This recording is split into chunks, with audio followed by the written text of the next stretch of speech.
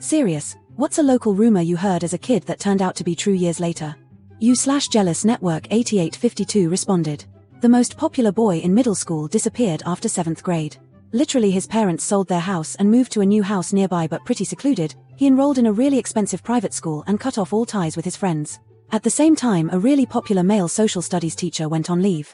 Rumors circulated that the boy was molested by the teacher and that's why they were both gone. The other popular kids got really pissed when people said that because they really liked the teacher and the kid. Eventually people stopped talking about it. Fast forward to senior year in high school. He shows up at our prom as the date of his 5th grade girlfriend. First time anyone had seen him in years. Apparently he reached out to the girl to ask if she had a date because he wanted to see all his old friends one last time. Apparently, he was molested by the teacher during tutoring sessions at the teacher's home. The school district and his parents agreed to bury it in exchange for tuition to the private school. He never wanted to leave and really resented his parents for it. By the time prom rolled around, he was 18 and they couldn't stop him. He wanted to set the story straight and let everyone know he was sorry for just disappearing. U/Greenwiener responded. That a quiet and polite dude we knew growing up was a murderous and ruthless gang leader. We used to go to his parties, we saw him on the town and always exchanged pleasantries. We would see him at the bar, and there was little indication he was not to be messed with, until one day we bumped into him in a parking lot. Again, exchanging pleasantries. How are you, what's going on this weekend, etc. A truck pulled up a couple of spots over. He said just a sec, and calmly walked over to talk to the guy. A short conversation ensued, and he opened the driver door and started pummeling the guy. Like on top of him in the driver's seat, punching down. We were stunned. After a short while, he got out of the truck and walked back, to calmly finish his conversation with us like nothing happened. We saw the truck pull away, so we think the guy lived. A few years afterwards, more rumors surfaced about him and it made sense that they were true, until one day his arrest made international headline news. He received a heavy sentence for a ton of different crimes, likely won't ever be free, and his affiliates are still doing business. U/Deleted responded. My grade 5 teacher was a very awkward man. Kind, but weird. We had a substitute teacher every once in a while who was recently divorced stunning lady with her 3-piece outfits, sculpted cheekbones, and big eyes. I swore in grade 6 that they were dating but couldn't prove it and no one would believe me. Until my oldest was in grade 1 and I was in the class to ask the teacher a question. I realized immediately that this Mrs. Y was my substitute from 20 years earlier and that she had in fact been dating and then married my grade 5 teacher. Then high school. My advanced math teacher was an awkward woman. Kind, geeky, but weird. We also had a substitute teacher who was geeky but tall and handsome with gorgeous blonde hair. I was in an all-girls high school, so girls being girls, we all fawned over him. By grade 11, I swore that their casual chit-chat in the hallway was making date plans after school but still couldn't prove it either. Part of my stand-up bit for grade 12 Fresh Week was introducing teachers to the new students and I welcomed those teachers as Mr. and future Mrs. X. A few years later they were married. Both couples are still happily together. The first couple are now enjoying retirement. U/SPO_offshore responded. I have two. Both about elderly men. First, there was an elderly man that could be seen walking all over town. Long grey beard. Usually seen in tattered clothes. Walking Man or the Silver Bullet were nicknames for him. The rumor was he was actually really wealthy, but lots of people just assumed he was homeless because he was always walking, carrying groceries or whatever. Well, about a year before he passed, it came out that he was actually one of the wealthiest residents in our town when he donated millions to local youth programs and schools. Turns out, he just liked walking a lot and placed no value on material things like clothes and cars. Second, there was an elderly man who was actually homeless. The rumor was that he drank himself crazy some years back and just never got help. He was in and out of jail a bunch but always seemed to be given some slack by law enforcement. This truth is tragic. He did drink himself crazy out of necessity. He was a paramedic. One night he responded to a wreck that turned out to be his wife and daughter had been hit by a distracted driver speeding on a narrow road. Neither survived. Understandably, he was never okay after that. He would sometimes check the pizza shop I used to manage for spare slices. Broke my heart that all I could do was offer him some free pizza. Hope you can rest in peace now, Red. U/Shiggy responded. US Midwest. Rumor has it that way up the old road out of town, somewhere in the woods, was a satanic cult that held seances and other mystical rituals by firelight. Scared the willies out of us kids, and our parents wouldn't let us ride our bikes anywhere on that road. Decades later I was working on a commissioned history project for the town and talked to the old man who owned the oldest homestead in the county way back in the woods along that road. While photographing the creek that ran through the stone foundation basement of the home, which the settlers used for water generations ago, I noted the burned out tea candles everywhere. Guy lit up and said yeah, back in his younger days he and his wife used to host elaborate costume parties at the property, often by candlelight for the fun of it. He'd heard the rumors of the satanic cult and thought it was hilarious, so he and his friends ran with it and held parties in monks' robes and had bonfires and lived it up. He still laughs about it, and now, so can I. You/deleted responded. Very local, as it was around the office and not town in general. I worked for this manager who people always said was off in some way. No one was really sure, he was always fair and decent to work for with me, but I kept hearing people say they heard things from other people. He'd say some things that made people feel pretty uncomfortable.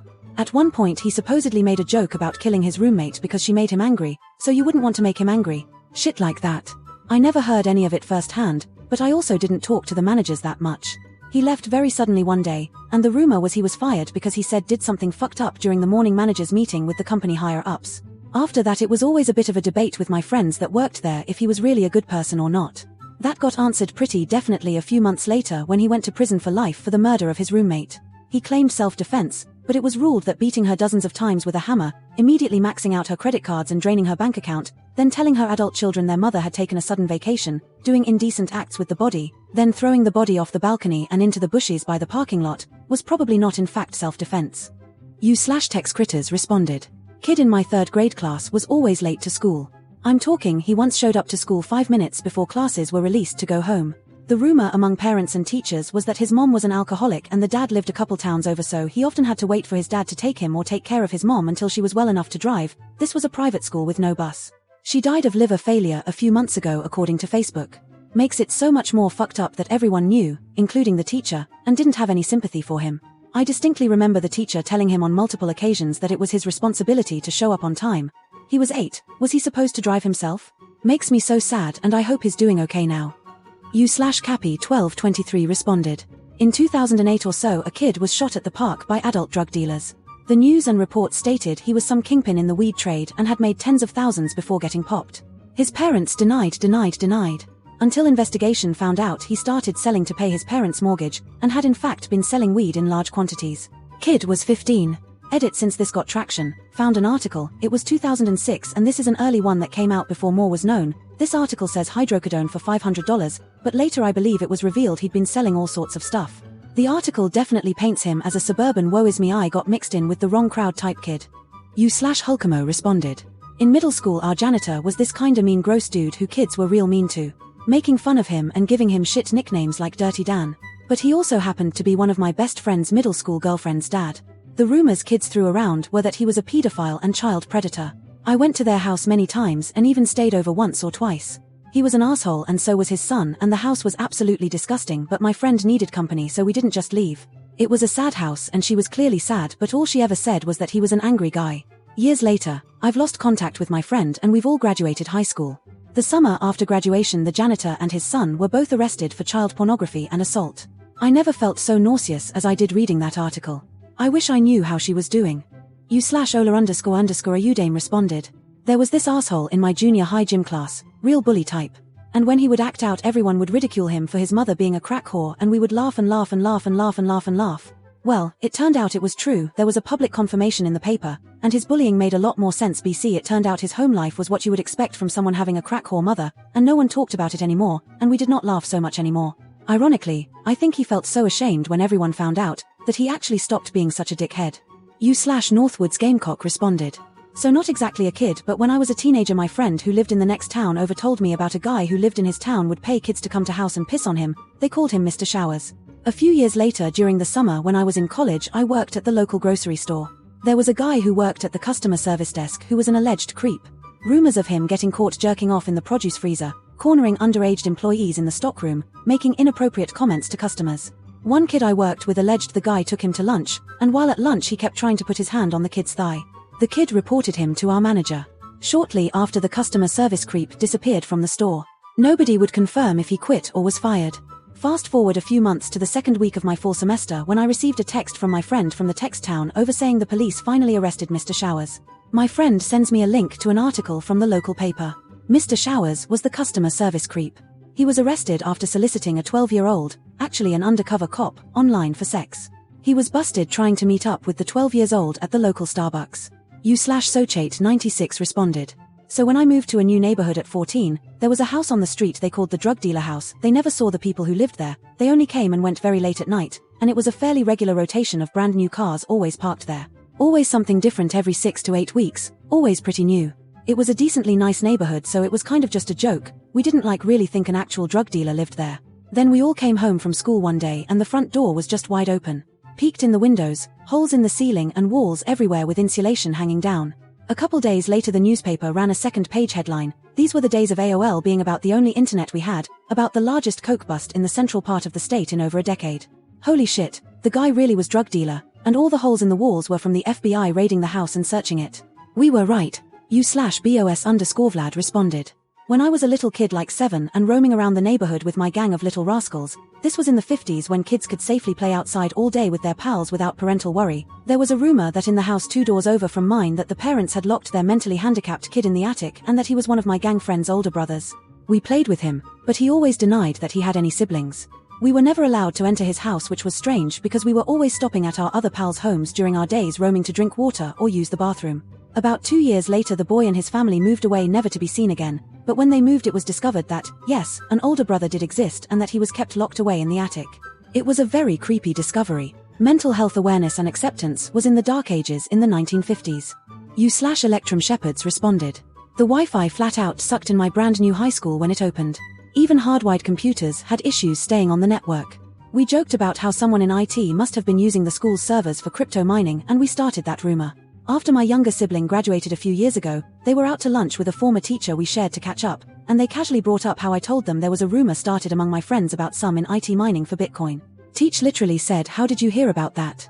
Then, revealed that the school district had an internal investigation and fired a younger guy who worked in IT for actually using the school computers and server systems to help him mine for crypto, a few years after I had graduated. So the rumor we started actually turned out to be the truth. U/the Drakequator responded. When I was growing up in South Houston back in the 90s, people used to tell me that the Soviet Union ended in a local Randall's. I was like, okay boomer, time to go to bed, but no, it's sort of true. In the late 80s, the Soviet premier visited the Johnson Space Center in Houston. After his visit, he wanted to go to a local grocery store, Randall's. He was apparently so shocked at the selection that he forced his staff to go to another one just to make sure it wasn't some kind of setup. He apparently bought a pile of goodies including ice cream pops. Several weeks later his party announced the end of the Soviet Union. The legend goes that he realized the game was up while observing the bounty of the US the grocery store.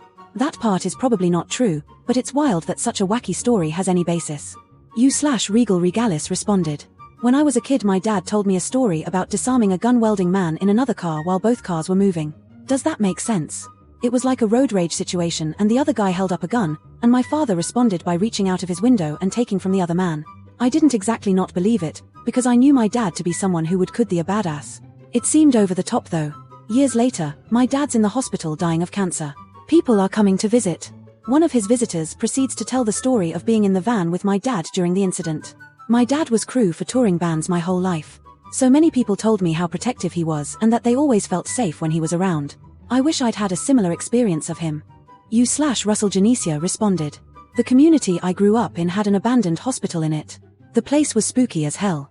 The story was that the hospital had a maternity ward where they would steal babies from indigenous women and then make the mothers disappear. They also said they would experiment on people and perform surgeries with no anesthetic. Turned out it was true. They say that place is crawling with ghosts and you could see the ghosts of the women walking around the hallways looking for their babies. I cannot confirm that one.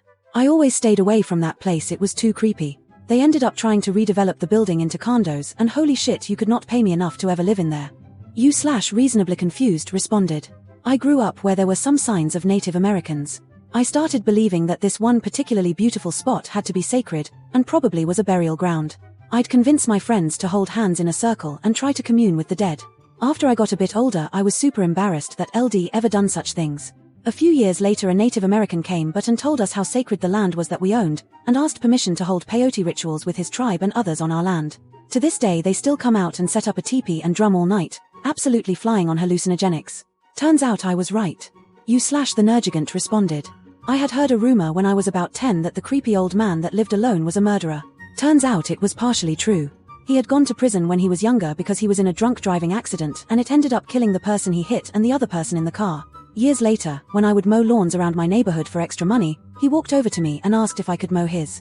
I said sure and we agreed on a price. When I was done he invited me in to pay me and his house was totally normal.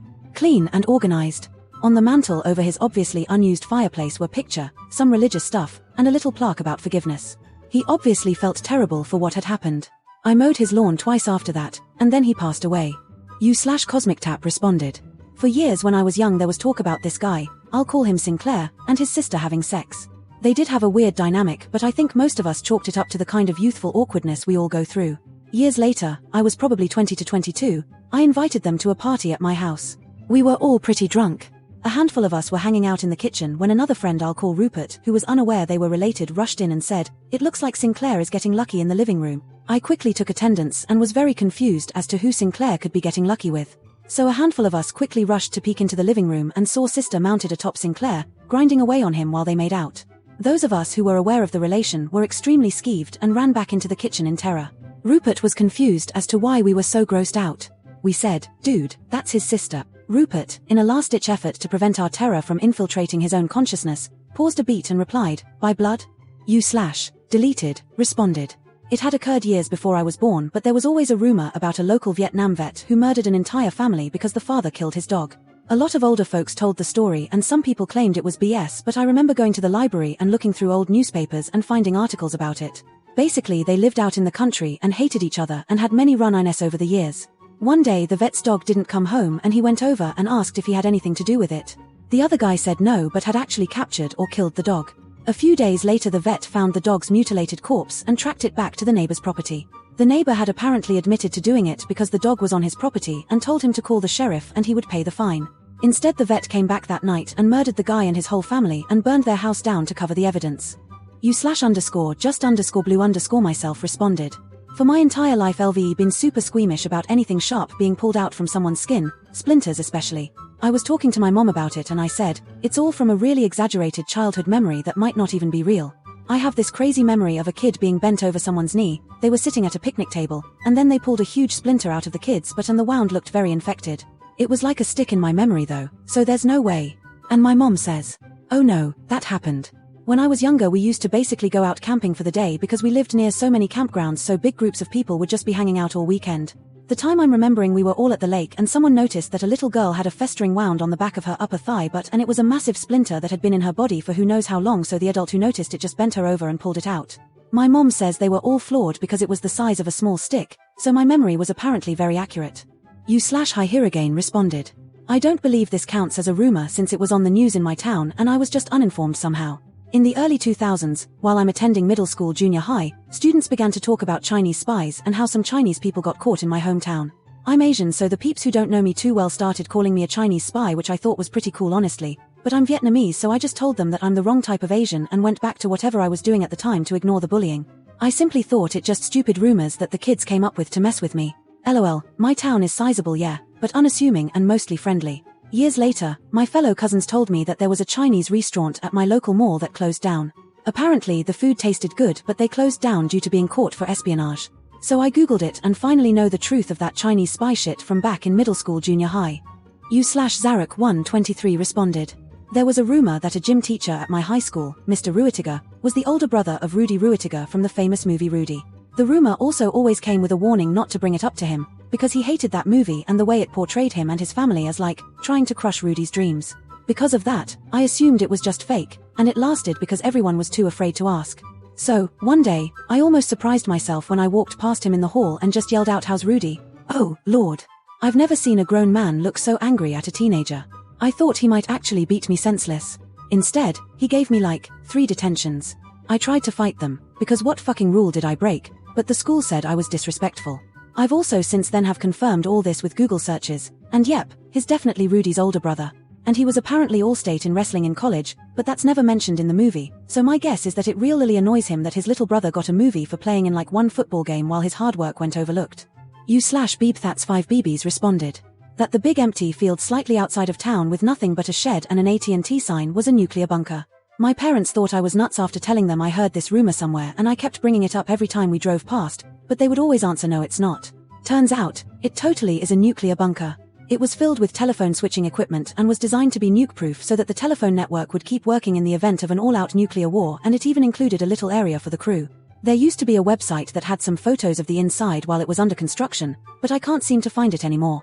Edit. I looked some more and I wasn't able to find the original website that I was referring to, But this website is basically identical to the pictures I remember seeing at the other site, just in a slightly different location. AT&T built a ton of these sites during the Cold War, and the website that I remember seeing said that during the 80s and 90s they'd sometimes give tours to the local Boy Scout troop. Thank you so much for watching all the way to the end. Leave your own stories down below, I would love to read them. If you would like to see more videos like this, please like and subscribe, it helps me out greatly.